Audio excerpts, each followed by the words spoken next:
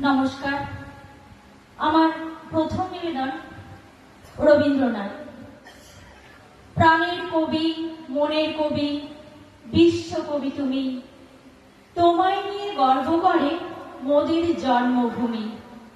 তোমার লেখা পড়ে শুনে জগৎবাসী ধন্য।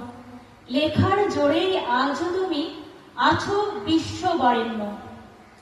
পুঁথিগত বিদ্যা ছাড়াও জয় করা যে যায়, এমন প্রমাণ তুমি ছাড়া আর তো কেহ নাই। তোমার গুণের নেই তুলনা, নেই কো তার শেষ।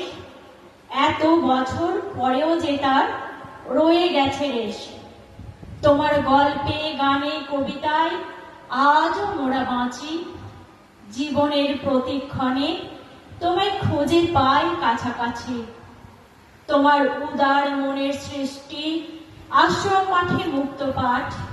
অমলিন আজ শান্তি নিকেতন, ভুবন ডাঙার মাঠ। অমলিন তুমিও বাঙালি মননে, চেতনায় আর কাজে।